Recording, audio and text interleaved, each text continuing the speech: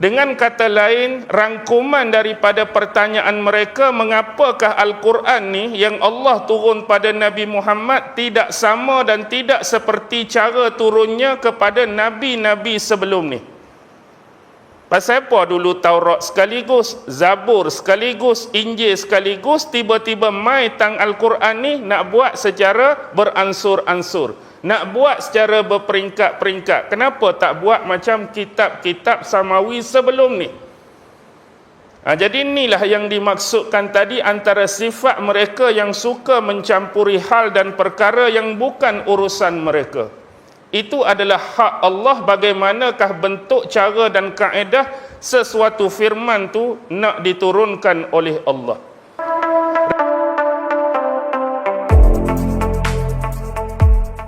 A'udzu billahi minasy syaithanir rajim. Bismillahirrahmanirrahim. Assalamualaikum warahmatullahi wabarakatuh. Alhamdulillahi rabbil alamin. Wabihi nasta'in ala umurid dunya waddin. Wassalatu wassalamu ala ashrafil anbiya'i wal mursalin. Wa ala alihi wa sahbihi ajma'in. Subhanaka la ilma lana illa ma 'allamtana innaka antal alimul hakim. Qala rabbi shrah li sadri wa yassir li amri wahlul 'uqdatam min lisani yafqahu qawli. Allahumma yassir wa la tu'assir. Allahumma salli ala sayyidina Muhammad wa ala alihi wa sahbihi wa sallim. ولا حول ولا قوة إلا بالله العلي العظيم أما بعد. Alhamdulillah, syukur kehadrat Allah subhanahu wa ta'ala, kerana dengan limpah kurnia, rahmat, kasih sayang dan inayah daripada Allah subhanahu wa ta'ala, alhamdulillah, pada malam ini sekali lagi kita sama-sama dapat dipertemukan oleh Allah, dan mudah-mudahan pertemuan ini senantiasa beroleh rahmah dan barakah dari sisinya insya-Allah.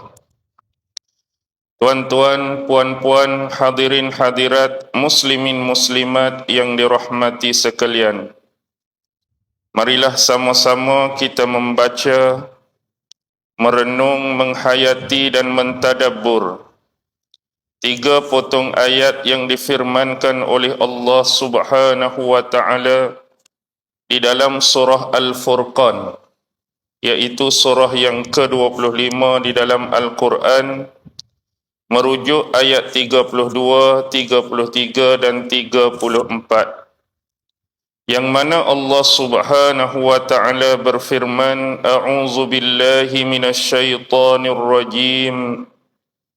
Wa qala allazina kafaru laula nuzzila alaihi al-Qur'anu jumlatan wahidah. Kadzalika linusabbita bihi fuadaka wa rattalnahu tartila. ولا يأتونك بمثل إلا جئناك بالحق وأحسن تفسيرا الذين يحشرون على وجوههم إلى جهنم أولئك شر مكانا وأضل سبيلا وقال الذين كفروا, dan berkatalah orang-orang kafir, laula nuzzila alaihi al-Qur'anu jumlatan wahidah, mengapakah tidak Al-Quran ini diturunkan kepada Muhammad jumlatan wahidah, secara serentak, secara sekaligus ataupun secara sekali turun. kadzalika linusabbita bihi fuadak. Yang demikian itu supaya kami menetapkan ataupun meneguhkan hatimu dengannya, yakni dengan Al-Quran. Warattalnahu tartila, dan kami telah membacakannya secara tartil, yakni secara berturut-turut dan benar.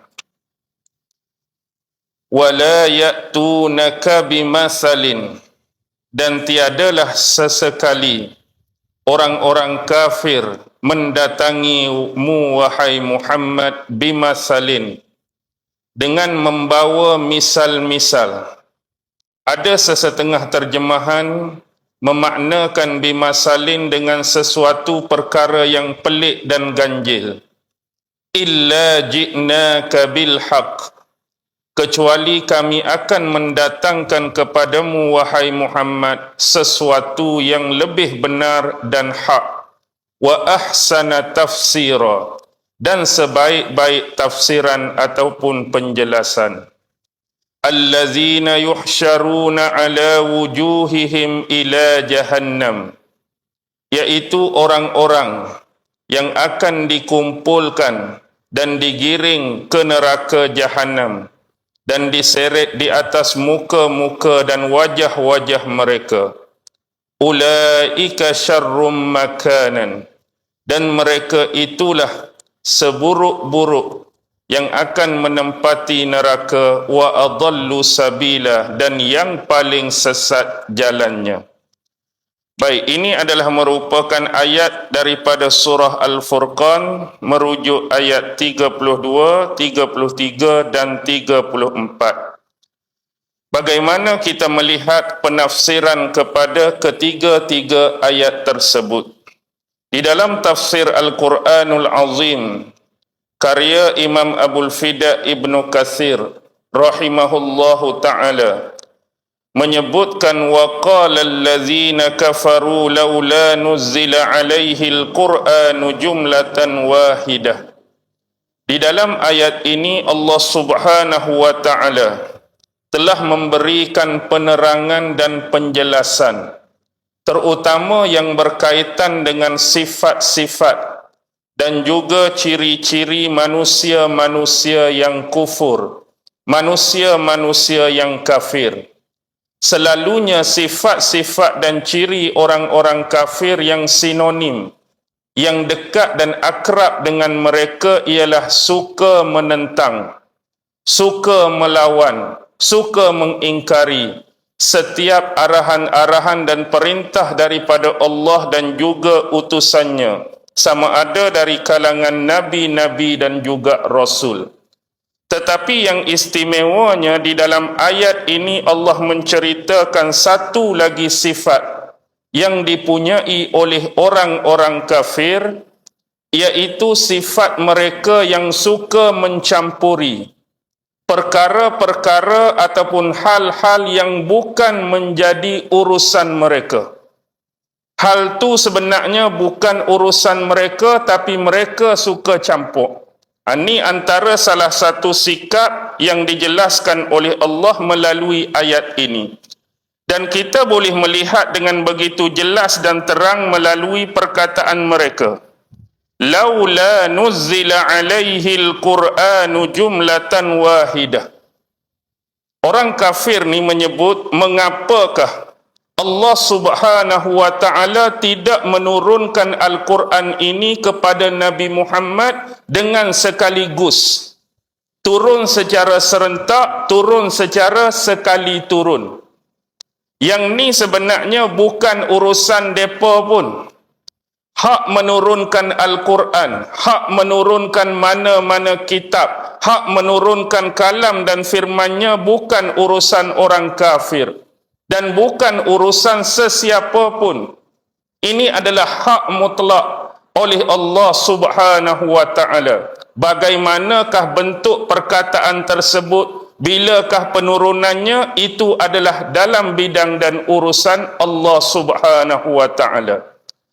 Baik, daripada pemaknaan tersebut disimpulkan, asal pertanyaan mereka ialah, mengapa Al-Quran yang diturunkan kepada Nabi Muhammad sallallahu alaihi wasallam ni tidak diturunkan secara sekaligus sama seperti yang Allah Subhanahu wa taala tu sendiri yang pernah menurunkan kitab Taurat kepada Nabi Allah Musa alaihi salam. Kalaulah dulu Allah yang sama, Tuhan yang sama pernah turunkan Taurat kepada Nabi Musa, tapi mengapa dulu Allah turunkan Taurat kepada Nabi Musa sekaligus, secara sekali turun serentak? Tapi kenapa bab Nabi Muhammad ni tidak demikian? Dan soalan yang kita boleh tarik berkenaan dengan kitab lain, kenapa Allah turunkan Al-Quran kepada Nabi Muhammad ni tidak secara serentak sama seperti Allah turunkan kitab Zabur kepada Nabi Daud dulu? Kitab Zabur dulu Allah yang sama jugalah yang turunkan kepada Daud, tapi serentak, tapi sekaligus. Dan mengapakah Allah Subhanahu wa taala tidak menurunkan Al-Quran kepada Nabi Muhammad sekaligus, sama juga seperti dia menurunkan kitab Injil kepada Nabi Allah Isa? Dengan kata lain, rangkuman daripada pertanyaan mereka, mengapakah Al-Quran ni yang Allah turun pada Nabi Muhammad tidak sama dan tidak seperti cara turunnya kepada nabi-nabi sebelum ni? Pasal apa dulu Taurat sekaligus, Zabur sekaligus, Injil sekaligus, tiba-tiba mai tang Al-Quran ni nak buat secara beransur-ansur, nak buat secara berperingkat-peringkat? Kenapa tak buat macam kitab-kitab samawi sebelum ni? Jadi inilah yang dimaksudkan tadi antara sifat mereka yang suka mencampuri hal dan perkara yang bukan urusan mereka. Itu adalah hak Allah, bagaimanakah bentuk, cara dan kaedah sesuatu firman tu nak diturunkan oleh Allah. Rentetan daripada perkara tersebut, kalaulah benda ini dibiarkan berlangsung dan berlanjutan, sebagai contoh, saya nak kemukakan beberapa perkara. Yang saya nak sebutkan ni bukan tafsir, tetapi adalah analisis kemungkinan-kemungkinan, dan kemungkinan ini ada asasnya. Nanti saya sebut di belakang. Ini adalah salah satu contoh persoalan dan pertanyaan. Dan analisis kemungkinan yang kita boleh buat kalau benda ni dibiarkan berlarutan dan berlangsung ialah, kalaulah Allah menjawab persoalan ini, akan ada lagi kemungkinan-kemungkinan pertanyaan yang lain. Sebagai contoh, kenapakah Allah Subhanahu wa taala tidak menurunkan kepada setiap nabi, kepada setiap rasul adanya kitab masing-masing? Pasal apa seolah-olah macam Allah pilih nabi tertentu saja dia nak turunkan kitab? Sebagai contoh, dalam konteks pengajian kita tentang Islam, ada 4 kitab yang utama. Nabi Musa saja turun Taurat, Nabi Daud saja turun Zabur, Nabi Isa saja turun Injil, Nabi Muhammad turun Al-Quran. Pasal apa Allah tak turunkan kepada nabi-nabi lain pun ada kitab masing-masing? Pasal apa Rasul tu terima, Rasul ni tak terima? Pasal apa Rasul tu Allah turunkan, pasal apa Rasul ni Allah tak turunkan? Akan ada persoalan demikian atas dasar kemungkinan. Baik, kemungkinan yang lain, kenapa Allah tak turunkan kitab yang sama kepada semua nabi dan rasul? Maksudnya setiap nabi tu turun kitab tu, spesies dia sama, ayat dia sama, kandungan dia sama, surah dia sama, bilangan dia sama. Mari nabi lain pun sama, mari nabi lain pun sama. Sekali pandang persoalan ni nampak macam tak masuk akal. Kenapa perlu menurunkan kitab yang sama, jenis yang sama berulang kali? Baik, saya sebut kemungkinan ni untuk kita keluar daripada konteks tafsir. Sebab apa? Kita tak mau menuduh satu-satu anggapan atau persoalan kepada sesuatu yang orang lain tak sebut. Al-Quran sebut, tanya soalan macam first tadi saja. Pasal apa Quran turun sekaligus? Kemungkinan ni saya sebut ada asas sebab ada golongan non-Muslim yang pernah menelefon saya tanya macam ni. Jadi ini ada asasnya macam seperti tadi, mereka tanya, pasal apa tak setiap Nabi turun kitab? Dan soalan yang kedua, mereka tanya, pasal apa tak turun kitab yang sama? Dan ini persoalan yang agak mengejutkan saya kalau sekali imbas kita akan kata, pasal apa perlu setiap Nabi, setiap Rasul turun kitab yang sama? Dah benda tu sama. Dia kata macam ni, Ustaz. Bila saya dengar video dan kuliah Ustaz tentang sejarah penurunan Al-Quran ni, menceritakan bahawa kitab-kitab sebelum ni pernah berlaku penyelewengan. Kan dalam Quran cerita, Taurat ni ada unsur penyelewengan, kitab Injil ada unsur penyelewengan. Jadi maksud saya kenapa tak turunkan kitab yang sama? Contohlah, kita kata zaman ni, waktu ni turun kitab hak betul. Tiba-tiba nak mari Nabi lain, Rasul lain, tengah-tengah tu berlaku seperti yang kita sebut tadi. Berlaku seleweng, orang tu tambah, orang ni tambah. Jadi bila mari Nabi baru turun pula menetapkan hak ni, hak betul sama seperti sebelum ni. Hak mana terseleweng tu tak boleh pakai. Jadi nak mari pula hak lain pula, mesti celah tu ada seleweng, dia fikir macam tu. Jadi mari pula menetap, hak tu tengah-tengah tu seleweng. Kalau ada tambah ayat, ni hak sebenar. Kalau ada kurang ayat, ni hak sebenar. Oh, kita sampai tak terfikir macam tu, tapi mereka boleh fikir nak tanya macam tu. Baik, ayat ni menunjukkan ini bukan urusan mereka. Tapi walau bagaimanapun mereka bertanya tu tak ada masalah lah. Sebab mereka non-Muslim. Jadi Allah Subhanahu Wa Taala menjawab bagi persoalan ini. Apa dia? Allah menjawab dan menegaskan sesungguhnya Al-Quran ini diturunkan secara beransur-ansur, jelas. Secara berperingkat-peringkat, jelas. Dalam istilah agama disebut tadarruj. Turun secara peringkat-peringkat, secara beransur-ansur. Dalam Inggeris disebut reveal gradually. Turun peringkat-peringkat.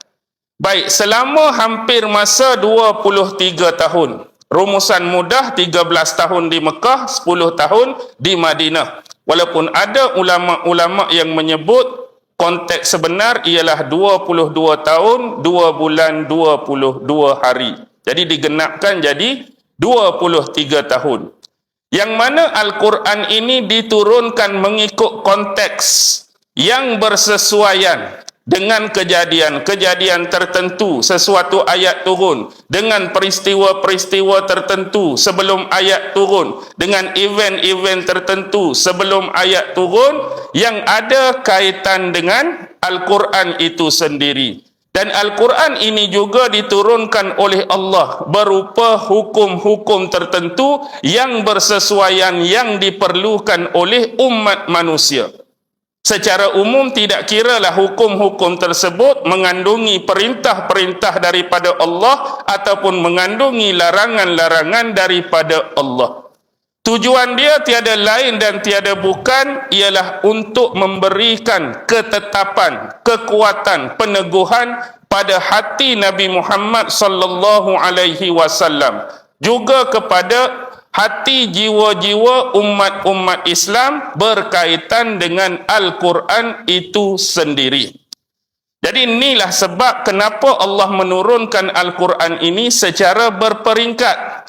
Dan kita faham bahawa kitab-kitab sebelum ini dia punya orientation terhadap Nabi-Nabi dan Rasul lebih kepada amat skop kecil dia. Maksud saya setiap Nabi yang diturunkan kitab ini hanya just untuk umat masing-masing, kaum mereka sahaja. Contoh Taurat Nabi Musa kepada Bani Israel, Zabur kepada Bani Israel, Injil kepada Bani Israel. Tetapi sifat Al-Quran berbeza. Sebab dia yang last, dia yang terakhir, sifat dia keseluruhan kepada umat manusia.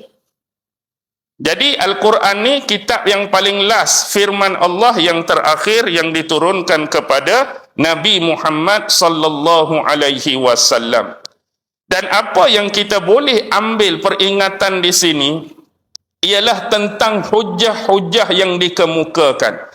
Kalau kita lihat hujah-hujah ini bukan datang secara sebarangan, bukan dari kalangan orang-orang yang biasa. Hujah-hujah ini mungkin nampak hebat, hujah-hujah ni mungkin nampak wow di kalangan orang-orang yang jahil tentang ilmu Al-Quran dan wahyu Al-Quran. Mereka akan rasa, oh betul juga tanya lagu tu, betul juga tanya lagu ni, pasal apa? Dan jawapan-jawapan yang Allah berikan terhadap respon persoalan mereka ni jelas menyundukkan kepada kita bahawa apa? Bahawa Allah dengan jelas nak tutup rapat-rapat perkara-perkara yang tidak patut difikirkan, perkara-perkara yang tidak baik difikirkan terhadap Al-Quran dan kitabnya itu sendiri. Jadi sebab tu, mari persoalan, ayat Al-Quran turun, Allah jawab. Mari persoalan, ayat Al-Quran turun, Allah jawab. Jadi tak mau bagi buka benda ni besar-besar, yang mana memberikan peluang kepada orang fikir yang bukan-bukan, fikir macam mana nak menjatuhkan, fikir bagaimana nak merosakkan ayat-ayat Al-Quran itu sendiri. Allah tutup terus dengan jawapan-jawapan yang diberikan. Samalah seperti Allah sebut dalam firman dia. Buka surah yang ke-17 dalam Quran, surah Al-Isra, ayat 106.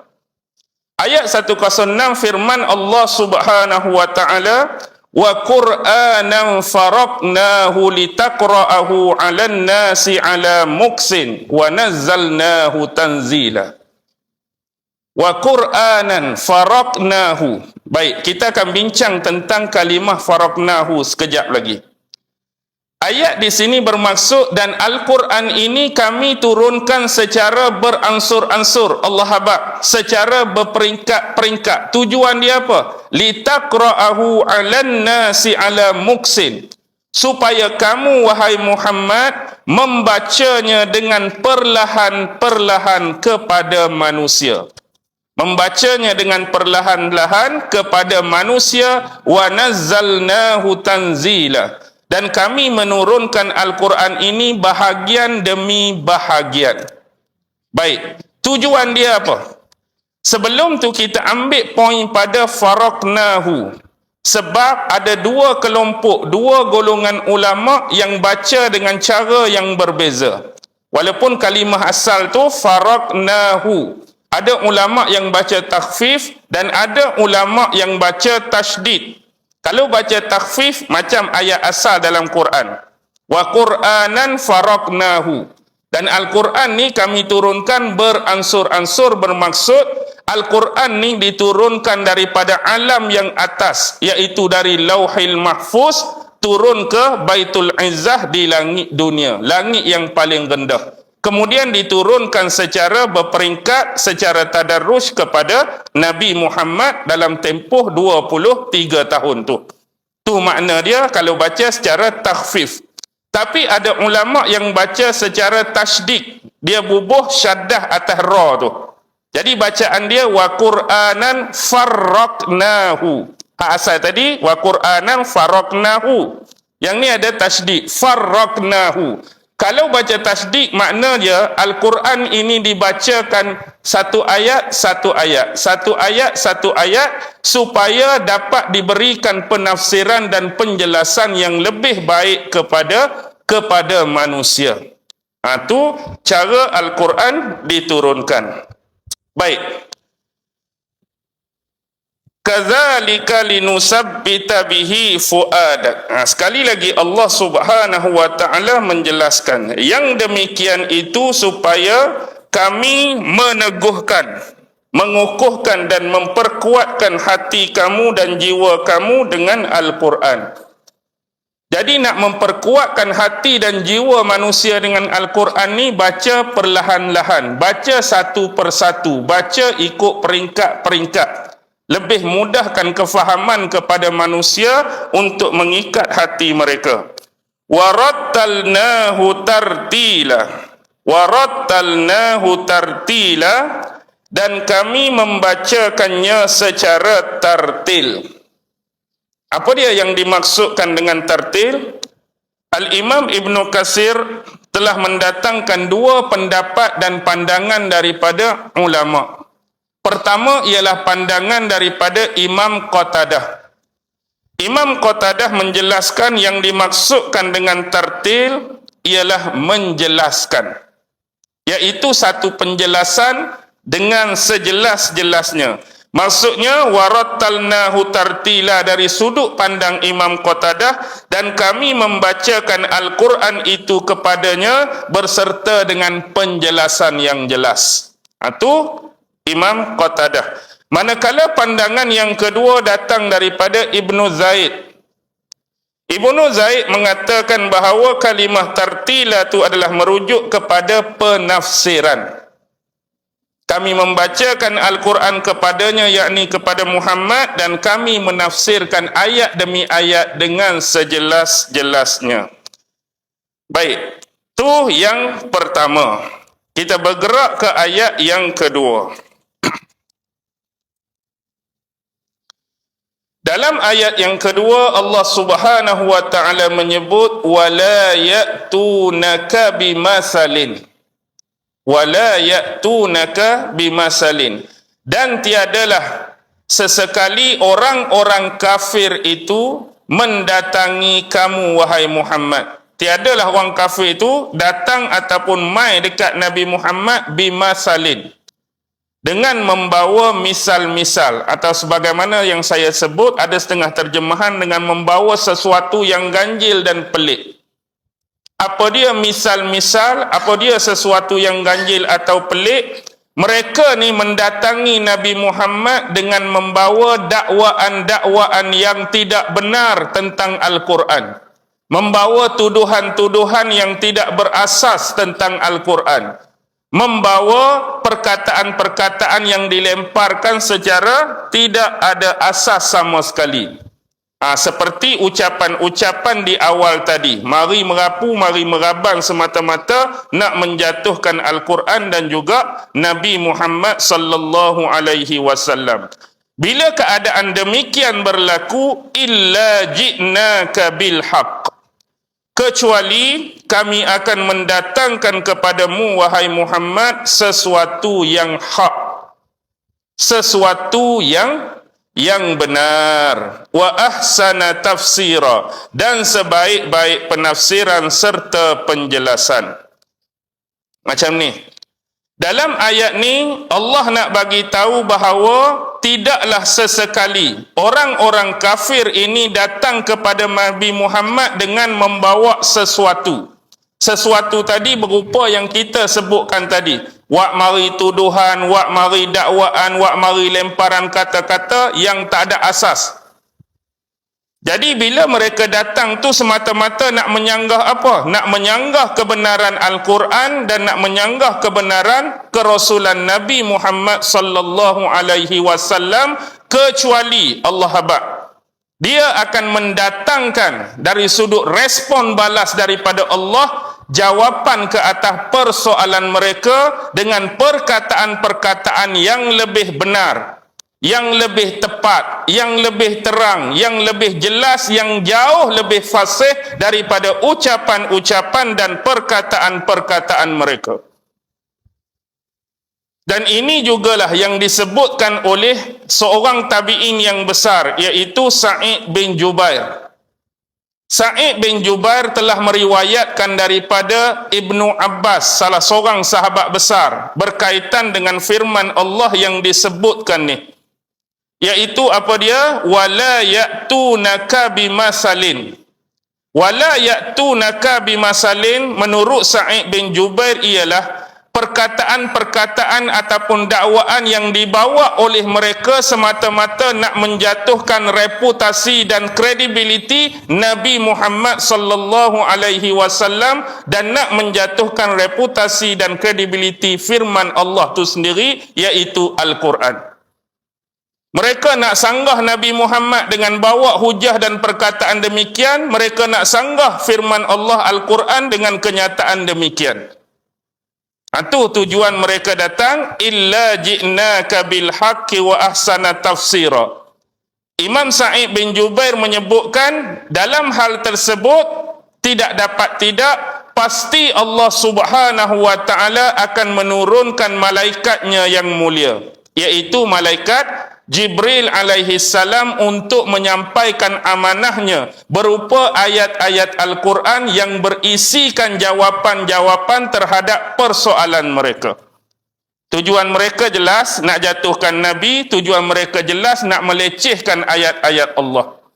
Dan Allah juga akan membalas respon tersebut. Dia akan turunkan wahyu kepada Jibril, kemudian disampaikan kepada Nabi Muhammad untuk jawab balik, jawab balas kepada hujahan-hujahan dan tomahan-tomahan daripada mereka. Jadi ini menunjukkan bahawa isu dan persoalan ini begitu besar. Di sisi siapa? Di sisi Allah Subhanahu wa Ta'ala.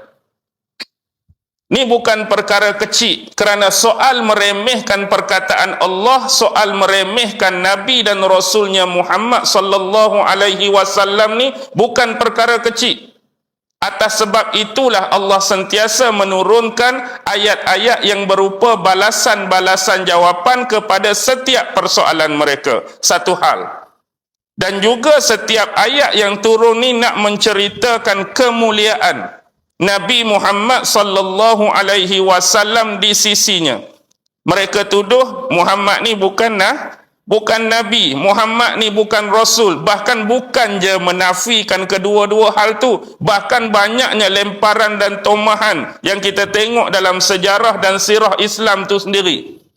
Bukan setakat nafi, Muhammad hang bukan Nabi. Bukan setakat nafi, Muhammad hang bukan Rasul. Tapi mereka topak, mereka tambah dengan tuduhan-tuduhan hak tak ada asas. Muhammad orang gila. Pernah dituduh pada Nabi? Ya. Muhammad ahli sihir. Pernah dituduh pada Nabi? Muhammad kurang siuman. Muhammad gila perempuan. Muhammad gila kuasa. Apa tuduhan yang tak pernah mereka bagi pada Nabi?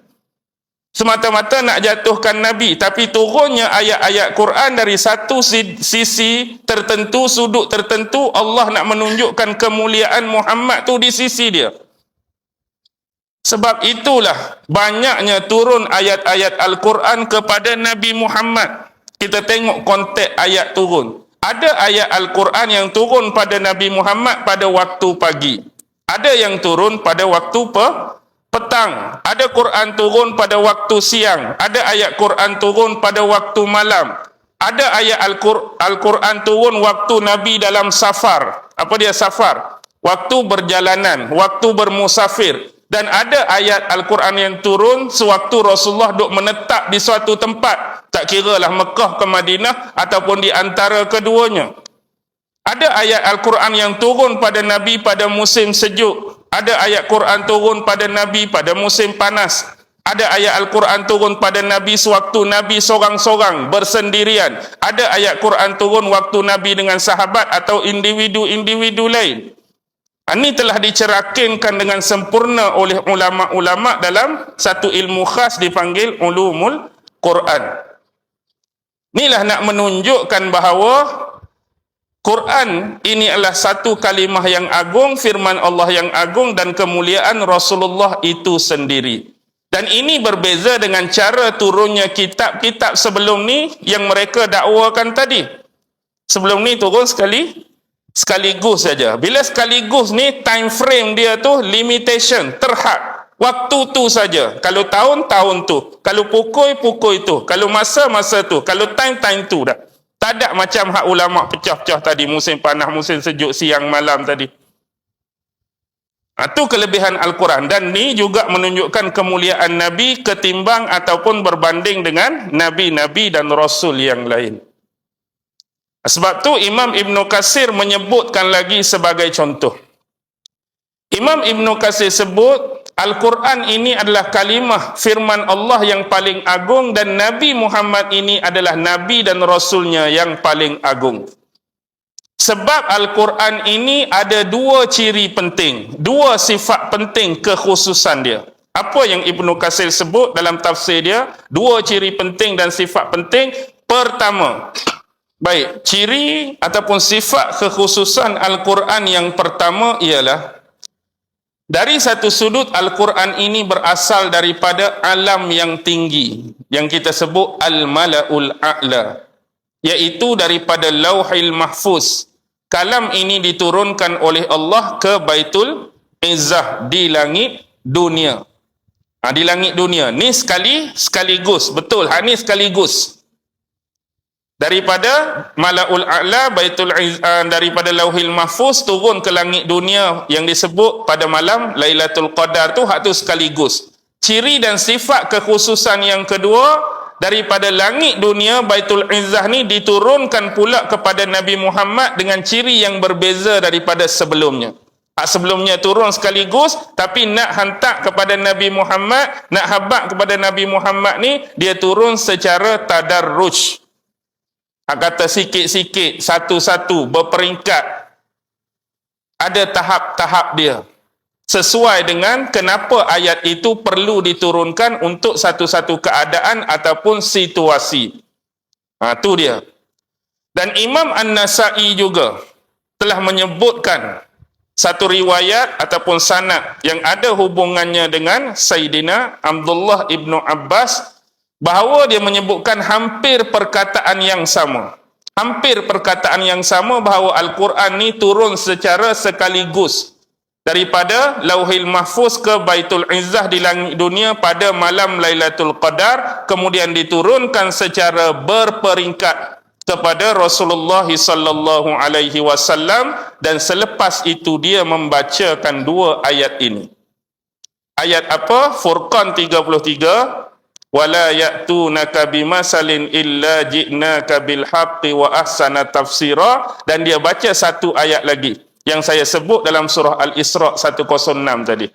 Wa Qur'anan faraqnahu litaqra'ahu 'alan nasi 'ala muksin wa nazzalnahu tanzila. Baik, ayat yang terakhir. Alladzina yuhsyaruna ala wujuhihim ila jahannama ulaika syarrum makanan wa adallu sabila. Yaitu orang-orang kafir, alladzina yuhsyaruna ala wujuhihim ila jahannam, yang mana mereka ini akan dikumpulkan di akhirat kelak dan diiring ke neraka jahanam, lalu diseret di atas wajah-wajah dan muka mereka. Ulaika syarrum makanan, dan mereka itulah seburuk-buruk tempat tinggalnya di dalam neraka jahanam, wa adallu sabila, dan jalan yang paling sesat. Ini adalah merupakan gambaran yang diceritakan oleh Allah Subhanahu wa taala apabila orang-orang kafir yang menyanggahi Rasulullah, yang menyanggahi Allah Subhanahu wa taala ini, bila mereka ni dikembalikan semula kepada Allah di mahsyar dan di akhirat kelak, Allah akan menetapkan mereka pada satu keadaan yang seburuk-buruknya, satu tempat yang sejelek-jeleknya. Ni Allah sendiri cerita yang mana bagaimana buruknya mereka, bagaimana jeleknya keadaan mereka. Mereka ini akan diiringi oleh malaikat-malaikat Allah untuk masukkan mereka, sumbat mereka dalam neraka jahanam, yang mana mereka akan diseret di atas wajah-wajah dan muka mereka. Itu keadaan cara mereka ni dibawa oleh malaikat menuju ke neraka jahanam. Berkaitan dengan ayat ini, ada satu hadis yang sahih yang dinisbahkan kepada sahabat besar, salah seorang maula Rasulullah, iaitu Sayyidina Anas bin Malik. Sayyidina Anas bin Malik ni salah seorang maula. Kita anggap maula ni macam pembantu kepada Rasulullah. Apa yang Anas bin Malik ni cerita? Anas bin Malik dia sebut bahawa suatu ketika ada seorang lelaki ni datang jumpa dengan Rasulullah. Ada seorang lelaki datang jumpa dengan Rasulullah berkaitan dengan ayat tadi. Jadi lelaki ni tanya apa dekat Nabi? Wahai Rasulullah, bagaimanakah hal demikian boleh terjadi? Iaitu orang-orang kafir ni akan diseret masuk dalam neraka jahanam, yang mereka ni akan diseret dengan berjalan di atas wajah-wajah dan muka mereka. Lagu mana tu? Lalu Rasulullah sallallahu alaihi wasallam bersabda, respon daripada pertanyaan dan persoalan tadi. Rasulullah menyebut sabdaan dia, innal ladzi amsyahu ala rijlaihi qadirun an yumshiyahu ala wajhihi yaumal qiyamah. Allah Subhanahu wa taala, iaitu Tuhan pencipta kepada kita semua, dialah yang menjadikan ataupun memperjalankan orang-orang tersebut ala rijlaihi, di atas kedua kakinya dulu. Bahasa mudah, bahasa orang kampung, Allah tulah, Tuhan tulah yang dulu yang memberi kudrat kepada dia, memberi kuasa kepada dia untuk dia waktu atas dunia dulu berjalan di atas dua kaki dia. Qadirun, Tuhan yang sama, zat yang sama tulah yang mampu dan berkuasa ayyumshiyahu ala wajhihi yaumal qiyamah, untuk menjadikan mereka ni diseret berjalan di atas muka-muka dan wajah mereka pada hari kiamat kelak.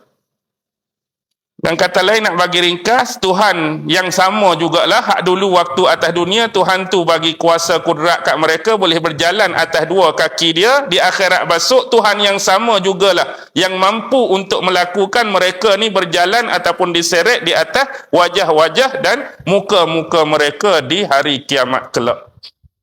Jadi hal yang sama, hal macam ni juga disebutkan oleh tiga imam besar, Imam Mujahid, Imam Al-Hasan dan Imam Qatadah.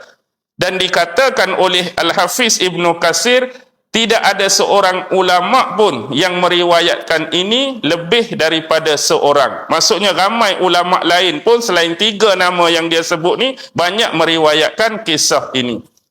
Ini nak menunjukkan bahawa bukti kekuasaan Allah Subhanahu wa taala yang mampu melakukan apa saja, walaupun secara logik dan secara rasional kita tak boleh nak fikir. Benda ni sememangnya jauh daripada kita. Alam akhirat kita tak pi lagi, kita tak sampai lagi. Lepas tu benda hak diceritakan tu pula jalan atas muka, kalau jalan atas kaki ke.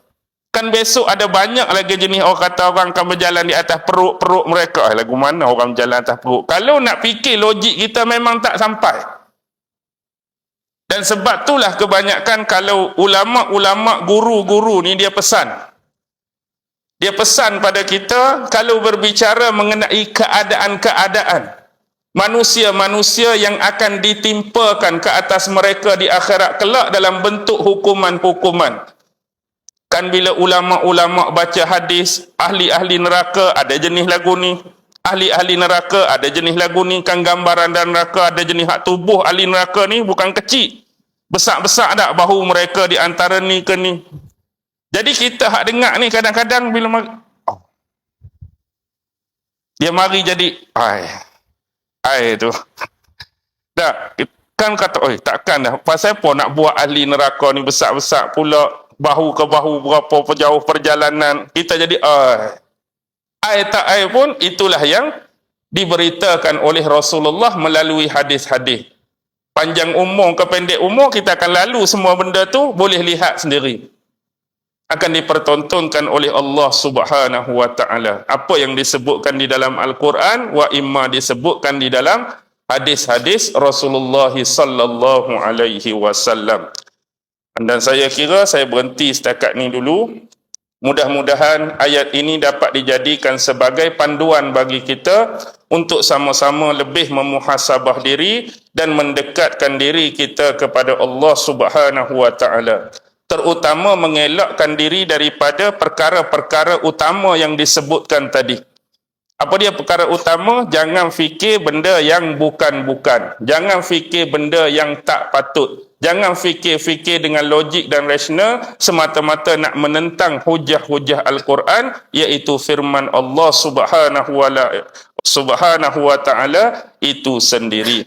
Dan lebih jauh, kita hendaklah sentiasa mempertingkatkan rasa keimanan kita kepada Allah dan juga Rasul-Nya, dan sentiasa buat diri kita ni mengikuti hukum-hukum dan syariat yang ditentukan oleh Allah, sama ada perintah-perintah dia ataupun larangan-larangannya, dan sentiasalah melakukan hubungan yang baik dari sudut silaturrahim, sesama makhluk yang dijadikan dan diciptakan oleh Allah Subhanahu wa taala, dan sentiasa memperlakukan mereka tidak kira dalam hal keadaan sekalipun sebagaimana yang dituntut oleh Allah, iaitu berlaku adil dah di dalam semua perkara dan berlaku adil dah terhadap semua manusia.